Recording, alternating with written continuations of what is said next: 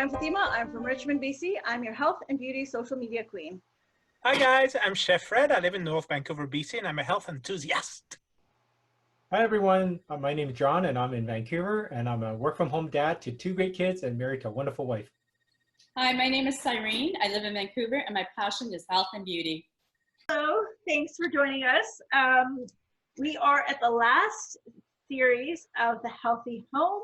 Hope you guys have enjoyed our series. If you haven't had a chance to watch the rest of them, please check out our Facebook page, The Healthy Vibes. Also our YouTube channel, it's the same thing. You will be able to catch the videos there. So this here is, who wants one of these? Who would like one of these? Well, in order for you to get one of these, you gotta like our page, you gotta share our page, you gotta be commenting on our videos, as well as tagging 3 of your friends. And did you know that this is a bestseller and also you can't find it on Amazon? Did you guys know that? No. Well, you guys are in luck because we've got 4 copies that we're giving away. So, and we'll announce the winner live on our Q&A, which we will post. Just watch for that. So watch for that, and we look forward to seeing you. So our last topic, the garden. It's pretty exciting. I know a lot of us have been working on our gardens. We have, but despite the fact that we're working on our gardens and our garage, there's still things that we have to be cautious of when we're doing that. What are some things, I can't speak to the garage because we don't have one, but what are some things that you need to look for in a garage? I know the most obvious one is the carbon monoxide that is released from your car. That is the most obvious one. That's right. And it also depends if your garage is attached to your home or not. Because in the days, the garage in people's home were behind the house. Like walking distance, it was not attached to the house. And now because we have smaller lots, our garages are normally attached to the house. So there's a door in between, and that door is sometimes kept open. And in the garage, we keep pots of paints that are slightly open because you can never close a pot of paints properly after you open it. And the fumes comes out of there. We've got chemicals. We've got the stuff that we use for the car. And then we've got the car. When you start the car, the monoxide of coming out of the car stays in the garage. But then if the door is open, it goes into the house. And then you end up breathing it. So one good tip is to make sure all the containers are closed. A good trick for the paint is to put film, saran wrap, cling film on top of your pot of paint and then close it properly with your rubber mallet. And then even keep it upside down so it helps the paint staying, together, I guess. But there's no fume coming out of it either. And also it's, if you need to buy a house, it's better to have the garage not really attached to the house to make things easier, I guess. Or, if you have a shed, stick all your things that have the fumes in it. Anything that's, you can, if it has a smell, or even if it doesn't have a smell, it might be flammable, but stick it outside. I mean, if you have a little storage shed or like a little, a working garage or something, I stick my stuff out there so that it's not actually in the house. And then plus, we have a lot of stuff that we keep out there for our garden. A lot of fertilizers, a lot of plant stuff that has a smell to it as well. Yeah. I don't want that in the house as well. No, neither we. Sorry, we just finished renovating a bedroom downstairs. So we were just trying to figure out how we're going to store the paint away. So thank you so much for that, Fred. Oh, yeah, no worries. Yeah, and if you actually have anything laying around, like old paint, especially spray cans, spray cans, you're not supposed to throw them in the garbage can. Most recycling places around the city, you can bring them in and it's free. So when you do have collected like buckets of paint or spray cans or even any kind of chemicals, They even take in, I think some places even take in used motor oil if you do your own oil changes, because you can't pour that down the drain as well. Even old cooking oil they take in. That's right. That's right. So you can take in a lot of things, but just Google online and As find long out which. as long as it's free, because I know a lot of people, if you buy paint, a lot of people won't want to pay to Yeah. No. get it disposed properly. Yeah. So when it's free, people are more tempted to dispose of their chemicals, I guess, and paint as well. Yeah, a lot of It's places a just better call way. call ahead of time. The places that I've been taking mine to is free. They don't charge you for it, because you'll notice that when you buy some of these products, they charge you that environmental fee. Yes. That's what it's for. That's what it's for, is to help recycle it, right? So you're paying Okay. for that. So they have, sometimes most of the time it is free, but if you're thinking about motor oil, call most garages, like most car places, like places that fixes up cars. They'll take it. You have a limit. I think it's like 12 liters a day, but you do your own oil changes. Just drop off, and that includes the filter.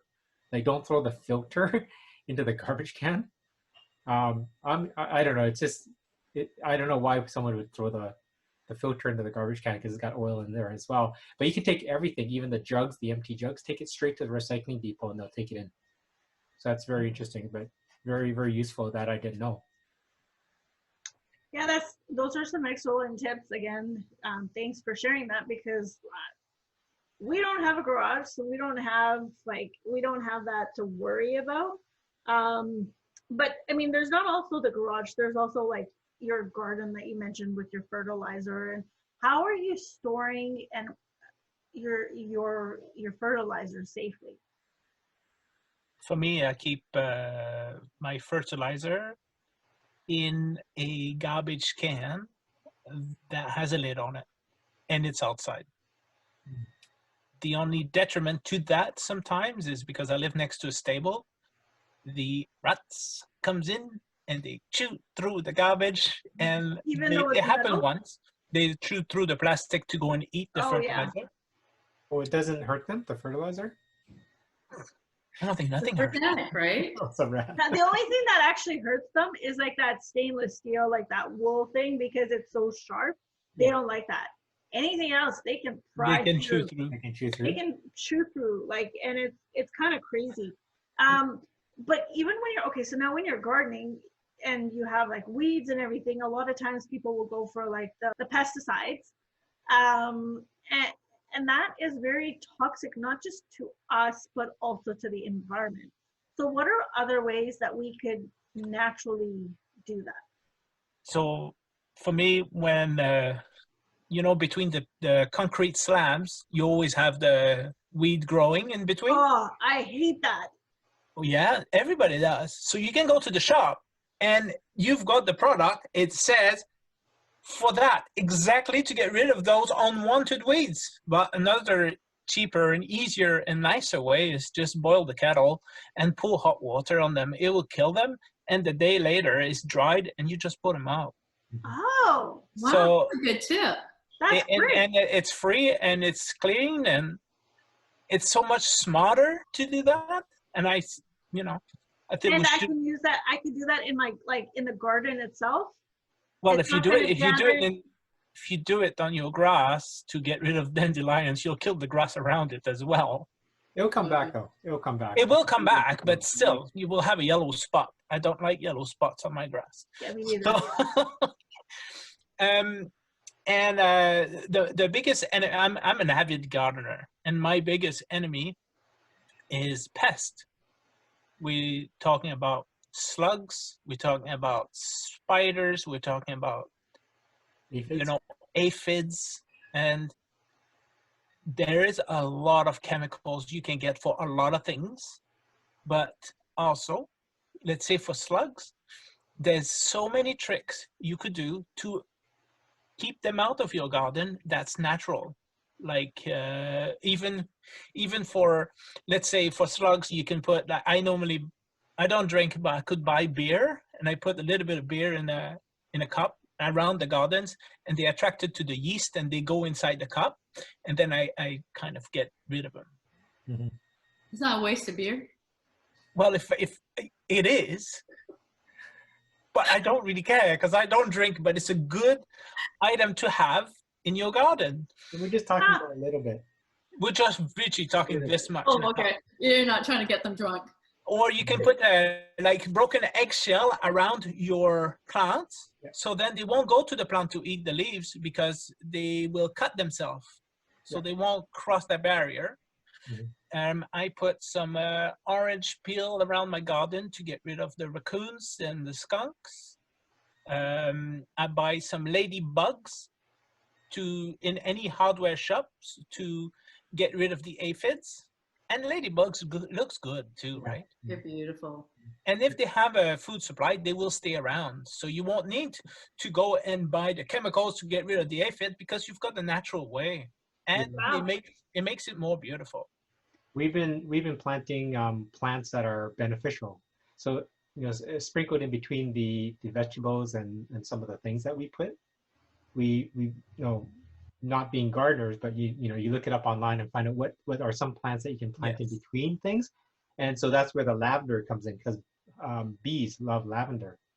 Oh, So we've been planting lavender plants, interspersed between our beans and all these other things, so that not only do they help pollinate, but it helps keep the other pests away. And they attract ladybugs, they attract bees, they attract all the hummingbirds and things like that. So they're the ones that are eating like the mosquitoes, the aphids, the all the other bad bugs That's that right. we don't like when we're out there. this is And, the weekend, you guys, that I am going to go start gardening. So I need to hear all about natural stuff, no chemicals. yes. I want organic soils. I'm growing my herbs this weekend, okay? So I'm coming to you guys for tips. So Yeah. Okay. that actually, this is a great conversation, but we don't have too much time for it. So do stay tuned for our full conversation on gardening tips, and start becoming a pro gardener, even though you're not. So stay tuned for that a series that we're doing, or show that we do. Just to move forward, and then before we have one more thing, and then before we can end. So, I mean, we've discovered that there's ways that we can go green. There's ways that we can still store things.